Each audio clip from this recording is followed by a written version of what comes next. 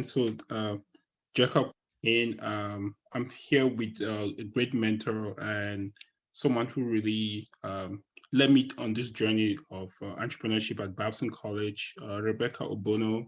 Um, I'll consider her as a legend of mine, and I think she I think she has a lot that we to share that we can learn from. Rebecca Bono actually started a very amazing NGO in Haiti called Community for Haitians Entrepreneurs and Startups, Shares Inc.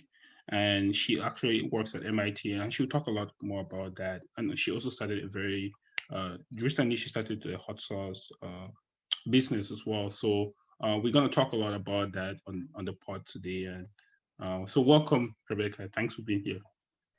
Thank you for having me. I'm honored to be invited here. So much. So yeah, we always start by just saying a little bit about ourselves, where we grew up, and just like our childhood experience. If you can share a little bit about that, I'll be grateful.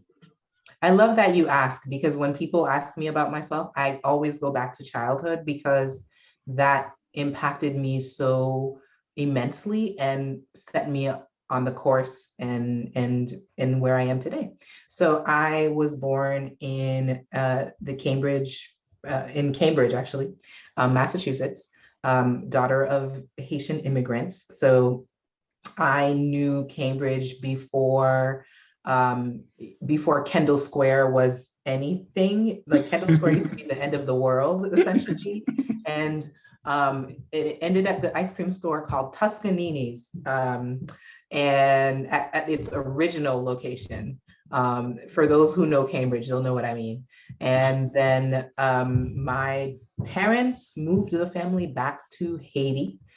So they moved back. Well, for my siblings and I, it was a completely culture shock and different experience. And they didn't even just move us back from like Cambridge. We were in Cambridge. We lived in southern Massachusetts for a little bit, or South Shore, I should say. So like the Randolph area, they chose to move us from urban, suburban to rural. Yeah. So it wasn't like capital, Port-au-Prince, Haiti, where you can, there's certain things you can sort of be reminded of is in the US, like, no, rural Haiti. Yes, it was a shock. We went from public school to private school to everything was different, but we grew to love it. And while there, I was there, it was during my teenage years. So really the best time you can move uproot a child and plop them into something completely different. Best time. And while I was there, my mom ended up starting a social venture because one, the family needed a stream of income. Two, there was an opportunity that presented itself to her. We ended up moving by circumstance into a home that was built by a doctor, a missionary doctor. And it was part of the contract for my dad's new job. He was working at his alma mater at a Christian university. And so this doctor had built a clinic component into his house. So he used to provide essential healthcare there. And then UN soldiers lived there before we did, and they had some sort of medicine donation program. And then we moved in. My mom happened to be a nurse. She happened to have brought some supplies, some medical supplies for the family. But then she found herself, giving some supplies away because people just automatically started coming down when they were in need, some of the neighbors. And so my mom found herself treating folks. She also worked at a missionary hospital that was very popular back in the day and would receive hundreds of patients. And often after morning triage, hundreds of patients would be just waiting on the hospital grounds, waiting to be seen by the doctor the next day, often, because they didn't make triage. So she saw that, hey, I have this capacity as a nurse, and these people are not too far from my home. I can open this clinic. So she opened a clinic that was a primary care clinic, a one-stop shop, pretty much for folks, because she put in some basic medicines, over-the-counter medicines there. She partnered with a local lab person, a lady who would carry her lab materials in a school lunch bag. I remember that. And then she hired a high school student who had a dream of becoming a nurse, from the one of the neighboring communities, and ran a legit operation where she would see on average like 100 people a day. The max she saw in a day was 400. And it was a beautiful impact that she had on the community for several years while this operation was open. And it also brought in a much needed stream of revenue for the family to be able to sustain us while we were in Haiti, because my dad was, he had a job, but it brought just a modest income into the family. And we're a family of four kids.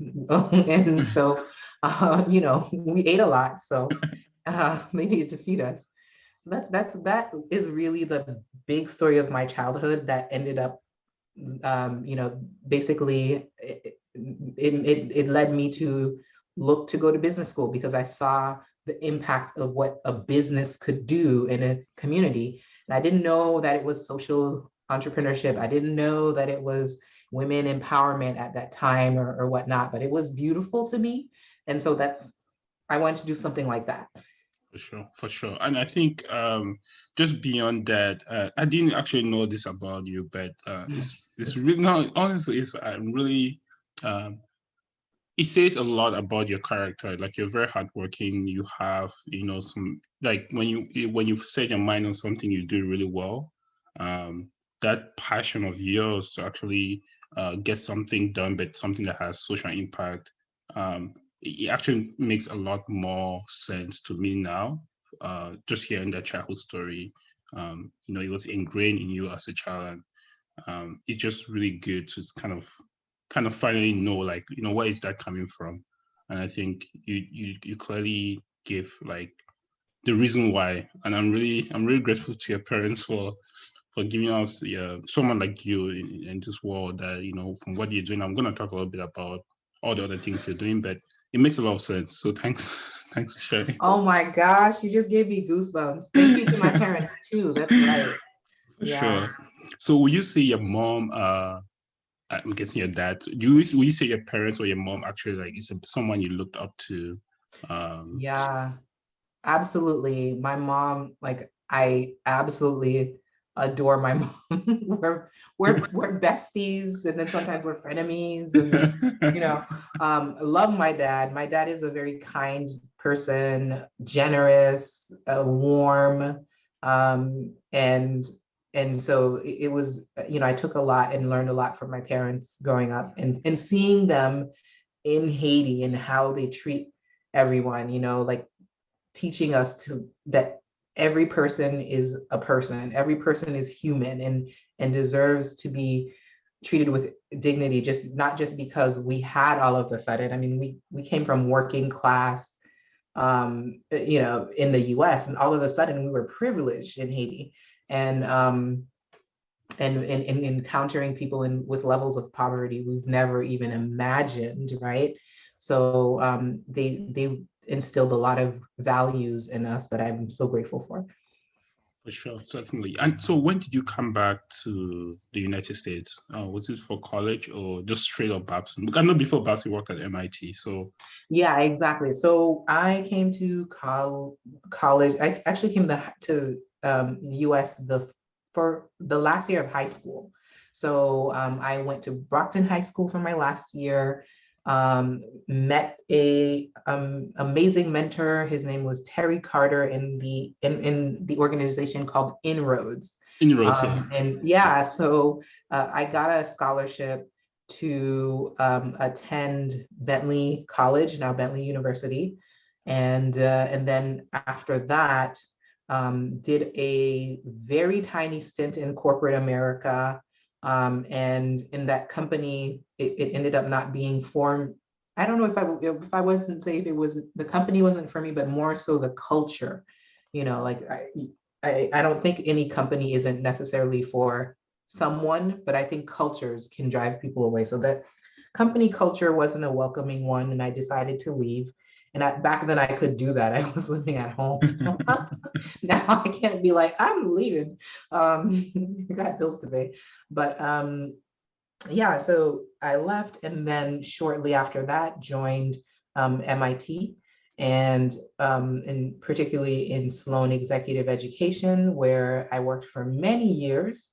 And after that, that was, actually while working at MIT, I decided to uh, um, attend Babson to earn my MBA at the school.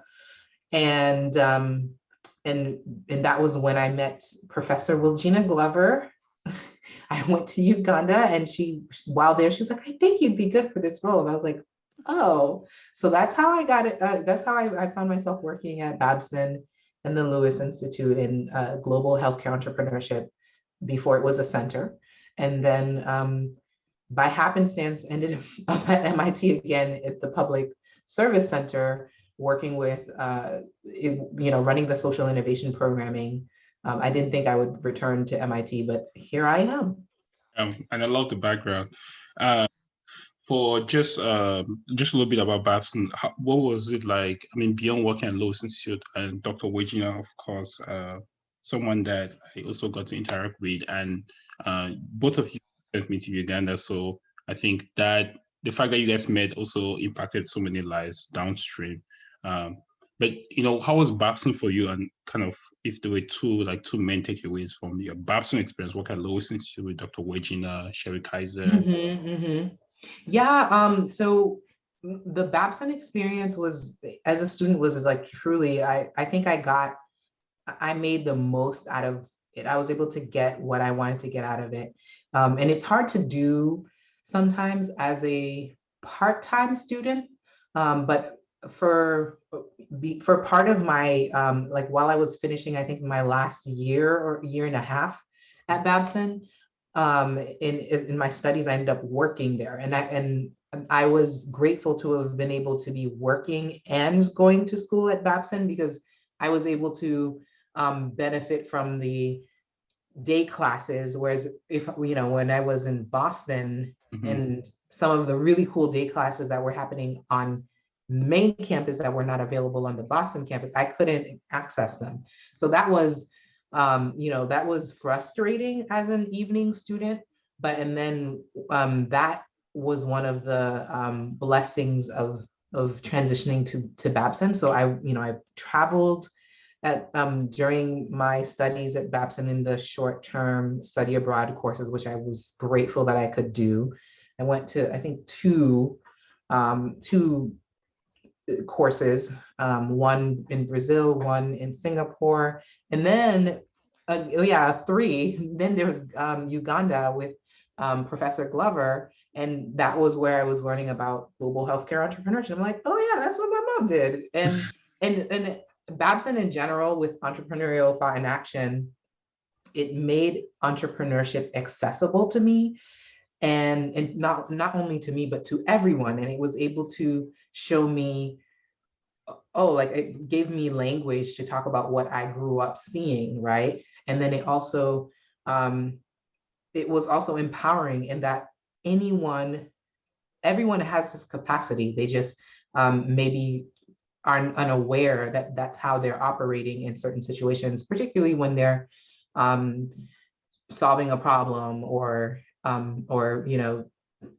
creating opportunities or things like that. Those were, I'd say, the major things I'd come out of Babson with. That's pretty cool. I didn't know you went to Singapore. That's a good spot. You asked, now I'm telling you.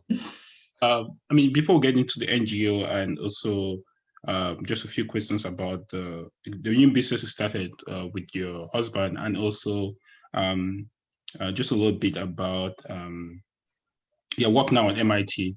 But I also just wanted to let everyone know if your impact at Babson has really, like what you did at Lewis Institute, and helping students, working with students like me has really gone a long way.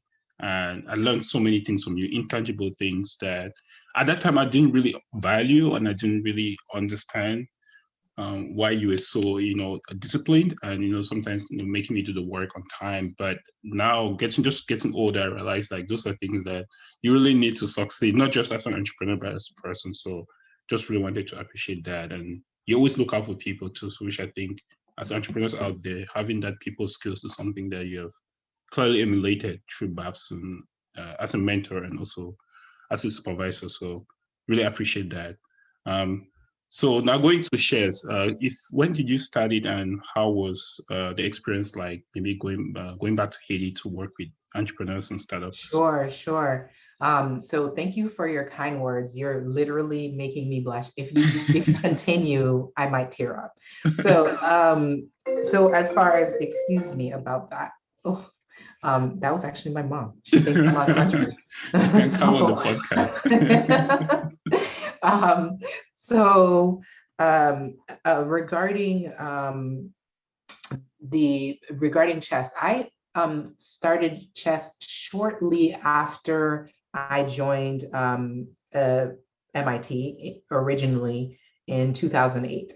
So I joined MIT 2007, and then 2008, like I had incorporated the organization. And of course, leading up to it, there was some activity, and um, it it was started, first I felt like it was a calling, and I felt like it was a calling from God. So I entered the work, and I still like with that purpose, and I still feel like I'm driven by like a calling. And at first it was more, like this is God calling me. I still feel called to Haiti, but I don't know that I would describe it in the same way. Like, I don't know that I would say it's necessarily, Jesus Christ told me to do, like because I learned a lot throughout the years about, religion, and how religion has actually been to the detriment of in some cases of progress in Haiti, and just learned so much along the way. But anyhow, I was called, and I still feel called to Haiti. And that's what, that again, like my experience, seeing what I saw, the love I have for the country, something I didn't know. Like, I didn't know so much about the beauty of the country and the beauty of the people, the beauty of the history, and what it means for the world and what it means for the US. I didn't know all of that. And it's not something that you'll necessarily learn in schools outside of Haiti. So so I started chess because I felt like, okay, with the business degree I'd gotten, I wanted to make sure it benefited people in Haiti. And by that time, my parents had returned. I actually had thought that I would actually go back to Haiti and start a business. But because my parents had returned and they felt uncomfortable with their daughter going to start a venture by herself in Haiti, they're not there. So I was like, okay, how do I do this? So that's how the for purpose 501c3. I hate the word nonprofit, so that's why I'm not going to say it. Got started, and I had help along the way. I had different mentors. I had a friend come in who was one of the, like, this force of nature, this beautiful person, beautiful soul, who had started up organizations before, like registered them, and she's like, oh, let me help you get registered. So that was simply how we got registered, through the help of someone who'd done it before. And then different people came in along the way. Another friend who was getting a law degree, she helped us put the legal structure together, and the necessary paperwork. And then while at MIT, interestingly, where I work now, running the program that I run, it had just recently, it wasn't recently launched, but I learned about it while I was working. And it's an inclusive program. And I remember pitching an idea about not about the organization, but actually about like a solution that could potentially, potentially help provide access, like a text jobs to mobiles. Like it was something like that. And so I pitched that solution out there, and then I had an MIT Sloan student reach out to me. He's like, "This is great. I want to do something different, like something like this." And he was of Haitian descent too, and we were like, "Let's do it." And so that didn't work out for us to work together in that way. But his wife was a lawyer at a law firm, and he introduced me to her, and then they helped us get the 501c3 status. So like people along the way helped us helped helped me move forward, and quickly it became less about me and the vision I have, but it was actually our vision for Haiti. It's like people who have this shared vision and we want to see this through. So at first we were at first we said we wanted to accompany a startup from like basically plan to launch, and we did that and learned a lot of lessons through there, because of some of the American business lessons that I was taught and all that just don't apply in Haiti. And it was, I think it was a very trying process for me, for the entrepreneurs who were women, out of the university that my dad was an alma mater. Um, Particularly more trying for them as they were going through the motions of being an entrepreneur, and facing the obstacles that they had to face in Haiti, a setting that isn't necessarily the most welcoming for business. So you to be an entrepreneur in Haiti, you have to be so perseverant, so resilient, um, and obviously all of the other things of opportunity, demand, like all of that applies, but there's a depth of strength that is required, um, that you need some you need some higher power to hang on. And I saw these women hang on, and eventually they ended up closing the business they started. And the business was a natural food store, and a natural food store selling local goods. And what was distinctive from them in like the open markets, and finding that there is that they really made sure to clean, take out any debris, really made sure to label and package things right. And they were in a community in rural Haiti. So like a person didn't have to travel miles to try to get this product from, like this Haitian, that should be a local product. It was there. The thing that was difficult is the pricing, because it was far more expensive than subsidized produce coming from the US and DR. And then the other thing too is the subsidized produce, like what they call the rice dump, or like the produce dump into Haiti, really made it really uneconomical for the agricultural sector, particularly rice, like all of that sector really shrunk because they could not compete with the prices that were subsidized from other countries. And so this business couldn't last with a supply chain that really was unstable. And then the pricing being high. And then also, there were other barriers that these women face as a women-owned business in a patriarchal society. Things that, like one of the things too that I learned is, we did like a very American launch with them, and I made the mistake of insisting, yeah, let's do this. Let's do an opening. Let's do a marketing event. Let's invite the community in.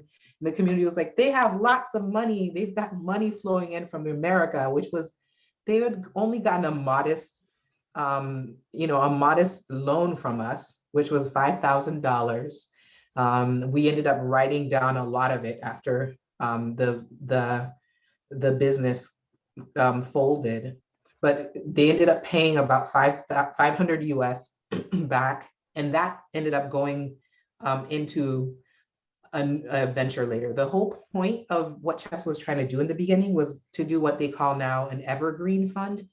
There was no such term as evergreen fund. I didn't meet anyone who was telling me that. I'm saying, this is what I want to do. I want to start this pool of money, make sure you work with entrepreneurs, get them started, and then they pay back, and then it pays forward. And then maybe a small amount of it helps run the operations. Yep. Yep. Nobody was trying to work with me on that, really. So we did that one, we got through that one experience. But what we found was that the business training was something that was in demand, and people would ask us to come and train in different parts of the country. So we found ourselves kind of almost like consultants going to different parts of the country training. And we tried to be thoughtful in that, we didn't want to be a kind of like a helicopter in and helicopter out. We made sure that we were working with organizations that were, had a long-term presence on the ground. And so even with that, we found like moderate, like results as far as how like people practicing what was taught. So even if you like, it taught me so much about, even if you do work with that long-term partner, you have to ensure that the partner has the capacity to help continue things forward. It was nice to be able, we were too small. I couldn't do like a lot of return or, like metrics, how do you say, evaluation and monitoring and evaluation. We couldn't do a lot of it. We were able to do it in one instance. And we were happy with the one instance to see the one group of women that we worked with in the central part of Haiti, to see some of the outcomes, how they were running their informal businesses. And often too, like the women we trained tended to be in, they tended to be in the informal sector.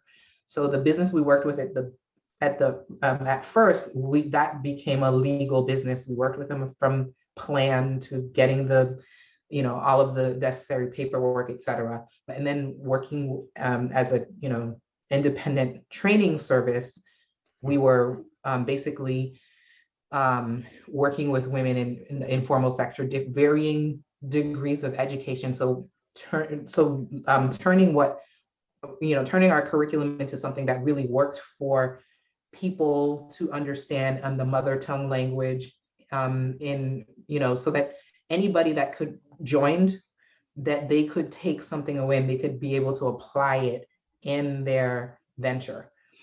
So that was really important to us. And I had, again, along the way, I ended up meeting Professor Michel Degaff at MIT, a linguistics activist and advocate, and advocate for the mother tongue language. Learned so much from him.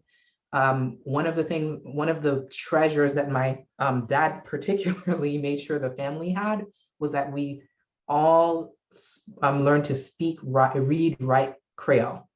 Back when I was growing up, I was like, why do I need to do this? Nobody speaks Creole. And like, other than our like small community, I wasn't going to school and they were speaking Creole in US, or even when I was in Haiti, because we were all in, American school. But it's like, no, everybody. And I completely respect that today. And if I didn't have that, I wouldn't have been able to run Chess the way we did it, in the way that I think that was valuable to the communities.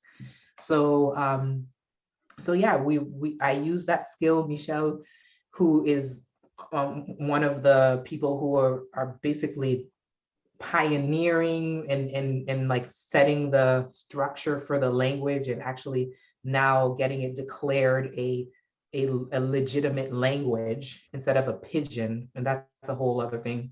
But it's fascinating, and it's also fascinating because for the longest time, French was the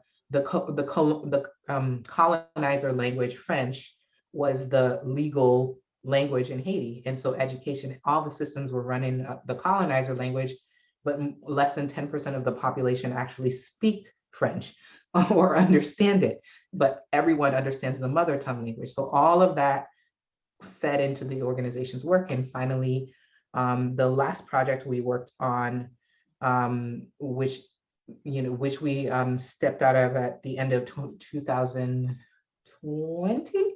Yep, 2020 was the second legal business that we helped get off the ground, a poultry farm in southern Haiti.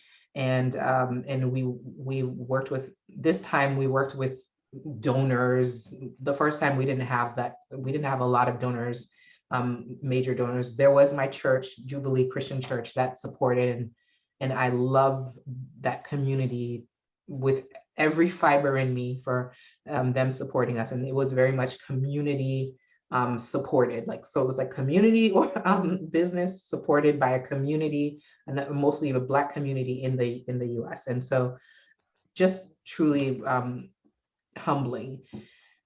So this time we got some major grantors and went through years of different obstacles, and the community, again, being that, like, finding that resilience, that perseverance to move forward, and get started. So No, thanks so much for sharing that. And I think you mentioned the word resilience and perseverance. And also, I think the organization itself was a people's-led organization, which people, which for in most instances, people think they can do it by themselves, but you really co-partnered with the locals. Along the way, I think your vision was bigger than what you envision yourself. Like, this is something that was bigger than you, and you actually embraced that early on. And I think that's something that people really need to understand and learn from. I think one other thing that's just really impressive is, I know the Nigerian author, Efosa Ojomo, the book Prosperity Paradox. I kind of see that in your story, specifically for this. I think it starts with, you came with the mindset of like efficient innovation, then you moved to sustaining innovation, then you went to market creating innovation. Absolutely. Yeah, absolutely. His book, when I read that book, I was like, oh my God, thank you. Finally, people are like theory, like Western theory that's meeting, like developing or low resource contexts where they're at, and applicable. So I think that's such an important text. And when I read it, I was like, I told everybody, and it was so funny around the Haitian circles, how much that book was getting circulated, and how much people appreciated it, because it just resonated. It resonates with our context, For sure. Now, just diving now into your work at MIT, I see in your background celebrating our 20th year, the PKG ideas. Can you just talk a little bit about that and how you? Right. So I told you I didn't expect to be back at MIT, but one day I was unsubscribing from an email, and then I saw this funny title. It said Assistant Dean of Social Innovation, PKG Center. I was like, what? I was like, I just clicked on it just out of curiosity, and then saw the job description. I was like, huh, this is kind of everything I've done. When I think about my chess experience, the MIT Sloan experience, my Babson experience, and then also things that I wanted to do. So it was all wrapped up in one. And I was like, well, I'm interested. And it felt like a good, when you feel like your next step is coming, I kind of knew that something was going to change for me in that period during my life. And I was like, I think this is it. So I literally just found people on LinkedIn, and having known MIT quite well, like knew how to search the sites to get phone numbers. I called people. I think one of the leaders in the organization, she's like, she was like, hello. And I was like, hi, I am so-and-so. She was probably like, who is she? And how did she get my number? Why is she calling me? People are so, people are surprised nowadays when people call. It's like, wait, why aren't you texting or emailing first? Like I totally jumped like the etiquette bar there. Right. And yeah, so it's essentially, yeah, I applied, and here I am. And the work that I do, I bring all of those things. It's very informed by the needs of the impacted, and not trying to do top-down social innovation, which I think now the world is starting to come to a reckoning with, that that's what's been happening. And top-down innovation often is the privilege telling the impacted what to do and how it should look, even though often the privilege are privileged because of histories, very violent histories that gave them that privilege and took away from ancestors of people bearing the brunt of of history, like in Haiti, colonization, slavery, so really having seen firsthand the struggles in Haiti and what the implications have been to support entrepreneurship, particularly in rural parts and where people don't necessarily have access to quality education or even healthcare, food, that sort of thing. So bringing that perspective to the programming, and in a center that really really does push the students to think about ethics and to think about communities in a way that is very thoughtful and respectful. So it was really great to find a home to be able to bring that perspective in and really shape the program that the programming that I'm running in that way. And so I basically I inherited a 20-year-old program. It was a student competition that I've turned into a student program and I call a academic program for student social entrepreneurs at MIT. And it's in its 20th year now. I've been at its helm for like 2 years, and now I'm running the third academic cycle. So yeah, at least when I jumped in, it was like at the final bit of that year, and then now I took over the next 2 cycles. So I'm seeing the third academic cycle through, and I'm pretty happy with it. Like I feel like I wish I could be a student so I could take the program. So I think that's a good thing. Yeah. I also and I'd say I work with other part-time students from either MIT or other institutions that we hire to support to run it. We really have a skeletal crew, and we work with hundreds of volunteers in a year to get through it all. And I'm grateful, that even the people I work with, they're passionate about it. So I'm pretty happy about that too. No, definitely. I think you're the right person for the job. Just when you open up, be Oh, serious here, not to the right timing. It was the right timing, the right purpose, and it aligned with everything you've done in the past. So I do think just you keep on doing, just being you in that role is amazing. So thank you so much. so I have to talk about Obounou Enterprises and this bill. Yes. Pretty cool. I love your emails. They're very interesting. They're just very like inviting, and it speaks a lot about just how you can bottle your business and entrepreneurial spirit into creating something that's really really cool. So if you don't mind sharing about Obounou Enterprises and Yeah, sure. So Obi sauce. Obi sauce. yes, Obi sauce. Like, so Obi sauce is, we haven't, we're in our beta stages. So we don't know if we're gonna go with Obi sauce. Like, for example, we got feedback from a chef the other day, and they said, well, Obi sauce makes me think about like women go to their Obis and we're like, oh, we didn't think about that. But to tell you where the name, my husband's name is Patrick, and our last name is Obounou. He's Cameroonian like you. Yes. And his friends call him Obi. So family calls him Obi. And so So basically we're like, this is OB sauce. So it was like OB sauce, like for now, like, because we're trying to figure out where does it fit in the market, all that stuff. But so that's how the name is there, like the beta name. But for years, my husband and I have said we wanted to run a business together. We have like goals, financial goals for our family. And we wanted to grow our family. And part of the reason why I decided to pause chess, it was for us to do that. And in fact, I don't think I had a chance to tell you yet. I'm 6 months pregnant.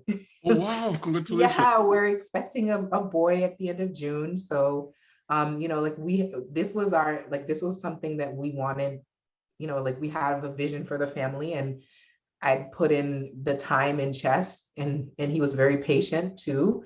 And it was time for us to go do something else, like move to a next chapter for the family. So um, that was, Ubisoft is part of it. So we were like, yeah, pandemic, we're at home, and he has extra capacity now that he doesn't have to go travel as much. And I kind of too, and like I'm not doing chess anymore for now, like because I've actually paused the organization, and it's actually going to be a foundation for another business that is starting. It's a Haitian business, and I can't talk that much about it, but I'll say that it's going to be a rum business, and it's another family business. I'm working with my brother by blood and brothers by from other mothers who are Haitian and Caribbean. So it's a pleasure to find myself in two startup worlds. Regarding Obi sauce, my husband's been making this hot sauce for years at home, and he loves to cook.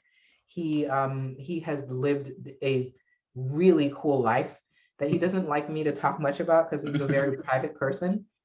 But Yeah. he's done a lot of really cool things. Born and grew up for part of his childhood in Cameroon, then moved to France to join his mother, who had married a Frenchman who is a chef, and grew up in the kitchen around his dad, and acquired these skills and a love for cooking. So he cooks a lot at home, and then loves to make things.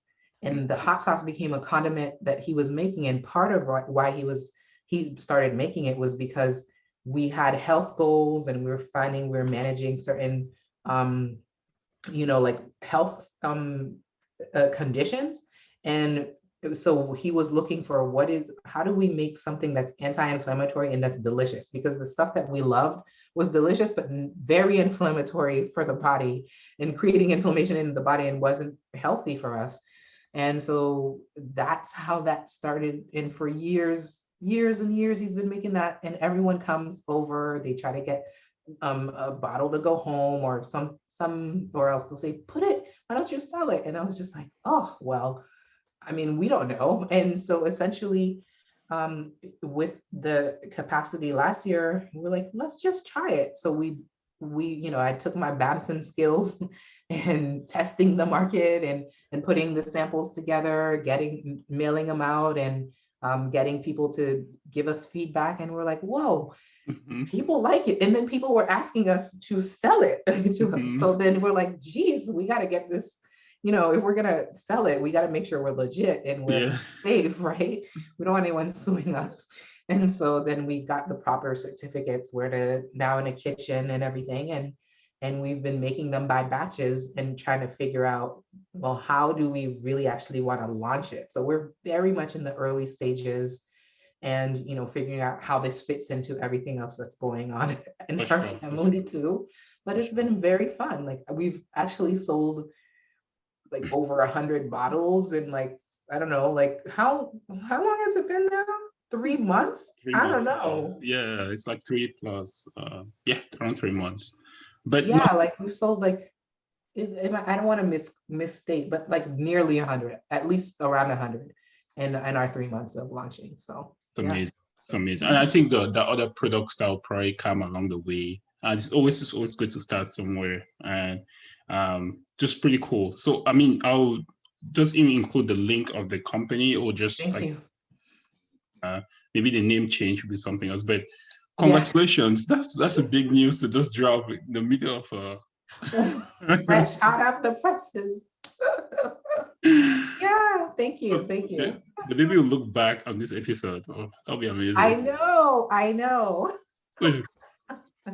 No, but I know you were really kind enough to make time out of your busy schedule to come here. So thank you so much for sharing about everything. And beyond everything, from the lessons you've shared and the companies you're working on, and your job at MIT, working on this very interesting, amazing program. I think you call it Practi Academic. Academic, yes. And Academic. pragmatic is good too. I like that word. We're all So about that word. it sounds very practical. I'm really grateful. So, and beyond that, the intangibles that you have, I do think we need it now in this world, and it would definitely be your presence makes a difference. So, thanks for being here, and thanks for sharing your story.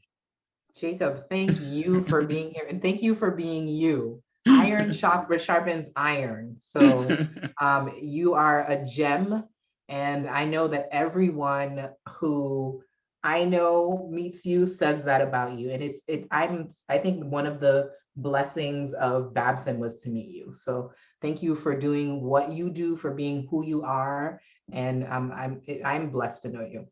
Thank you so much. You are my mentor, so thank you. Thank you. All right, thank you, thank you. Bye, guys.